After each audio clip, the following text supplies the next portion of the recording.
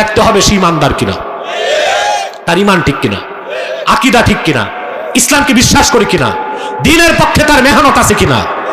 তাহলে সে সত্যবাদী নেতার পিছনে ঘুরলেও সওয়াব হবে, সফল হবে। কিন্তু আপনারা অধিক সংখ্যক ভোটার সত্যবাদী নেতা পান নাই।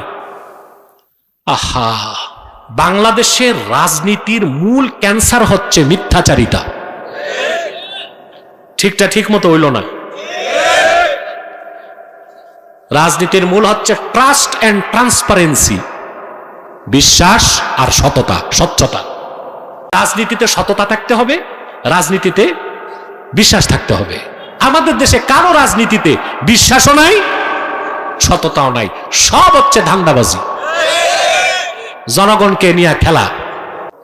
1977 সালে 30শে মে গণভোট হয়েছিল। হ্যাঁ না, জিয়ার আমলে প্রেসিডেন্ট জিয়াউর রহমান এই গণভোটের আয়োজন করছে। এই ভোটের মাধ্যমে 19 দফা দাবি তিনি পাশ করছেন। একটা ভালো কাজ করে গেছেন, সংবিধানে লিখছেন বিসমিল্লাহির রহমানির রহিম, আর লিখছেন রাষ্ট্রের মূল নীতি হবে মহান আল্লাহর প্রতি বিশ্বাস ও আস্থা। এই উসিলায় যদি আল্লাহ তাকে মাফ করে দেন। যত সংস্কার হয়েছে, সংবিধান পরিবর্তন হয়েছে গণভোটের মাধ্যমে, পরবর্তীতে কি সেই সংবিধান আর বদলায়নি? কথা বলেন, বদলাইছে? আবার 85 সালে ভোট হয়েছে না, সংবিধান বদলাইছে কিনা?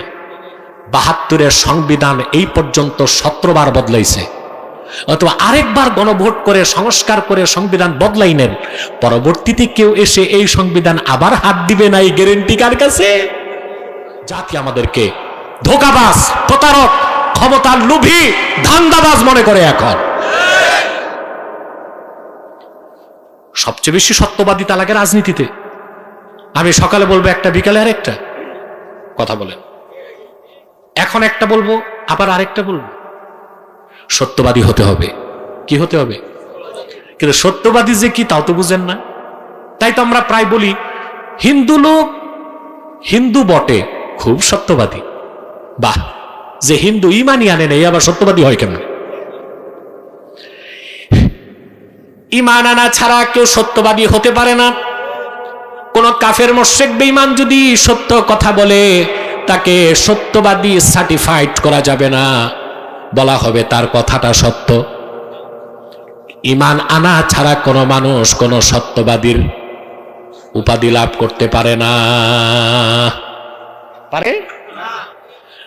কোরআনে কারিমে আল্লাহ রাব্বুল আলামিন নিজেই ব্যাখ্যা করে দিয়েছেন। আল্লাহ রাব্বুল আলামিন বলেন, প্রকৃত মুমিন তো তারাই যারা ঈমান আনে আল্লাহর উপর, ঈমান আনে আল্লাহর হাবিব মুহাম্মদ সাল্লাল্লাহু আলাইহি সাল্লামের উপর। সুম্মা লাম ইয়ারতাবু, অতঃপর ঈমান ও ইসলামের কোন বিষয়কে সন্দেহ করে না। এটা ইয়াকিন। এটা কি? আগে ঈমান আর এটা কি? ইয়াকিন। ইসলামের প্রতি আমাদের বিশ্বাস কি সবার ঠিক আছে? কথা বলেন। বহু দাড়িওয়ালা, টুপিওয়ালা, জুব্বাওয়ালা, সুফি দরবেশ দেখবেন ইসলামকে বিশ্বাস করে, কিন্তু ইসলামী রাষ্ট্র ব্যবস্থাকে বিশ্বাস করে না। আছে? তার সন্দেহ আছে যে ১৫০০ বছর পরে এই পুরনো রাষ্ট্র ব্যবস্থা দিয়া আধুনিক রাষ্ট্র চলে কেমনে। তা বোঝা যাচ্ছে তার সন্দেহটা ইসলামে। কথা বলেন। ইসলামী শরিয়া আইনের কথা বললে বলে এই ১৫০০ বছরের পুরান আইন দিয়া দেশ চলবে। বোঝা যাচ্ছে ইসলামে তার সন্দেহ আছে। সন্দেহ রাখা যাবে না। যারা ঈমান আনলো, ইসলামের কোন বিষয়ে সন্দেহ পোষণ করলো না, ওয়াজাহাদু বিআমওয়ালিহিম ওয়া আনফুসিহিম ফি সাবিলিল্লাহ, অতঃপর জান ও মাল দিয়ে আল্লাহর পথে লড়াই করলো, আল্লাহ বলেন উলাইকা হুমুস সাদিকুন, তারাই সত্যবাদী। তা সত্যবাদী হতে প্রথম লাগবে ঈমান, তারপরে ইয়াকিন, তারপরে জিহাদ ফি সাবিলিল্লাহ। এগুলো যার মধ্যে থাকবে সে সত্যবাদী। সুবহানাল্লাহ বলেন। আর আল্লাহর নির্দেশ ওয়া কুনু মাস সাদিকিন, সত্যবাদীদের সঙ্গী হও।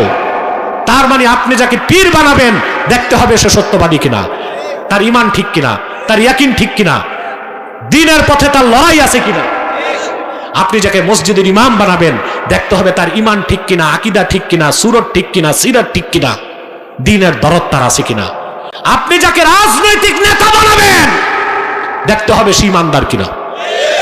তার ইমান ঠিক কিনা, আকীদা ঠিক কিনা, ইসলামকে বিশ্বাস করে কিনা, দ্বীনের পক্ষে তার মেহনত আছে কিনা, তাহলে সে সত্যবাদী নেতার পিছনে ঘুরলেও সওয়াব হবে, সফল হবে।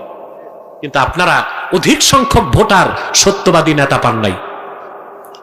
অধিকাংশ নেতাই মনে করেন ইমান ঠিক নাই, আকীদা ঠিক নাই, নামাজ নাই, সুদ খায়, ঘুষ খায়, দুর্নীতিবাজ, চোর, লম্পট, চাঁদাবাজ, যেমনে পারে দেশেরটা খাইতেছে চুরি চামারি করে। দুর্নীতি আগে ছিল, এখন নাই। এই 14 মাসে দুর্নীতি হয় না? আগে ঘুষের টাকা যেত বস্তায়, তারপরে যেত চেক বইতে, এখন ঘুষের টাকা যায় ক্রিপ্টোকারেন্সিতে। কিসে? কোনো প্রমাণ নাই, এটা হচ্ছে অদৃশ্য, একেবারে ডিজিটাল ভাবে আপনার ডিভাইসে চলে যাবে টাকা।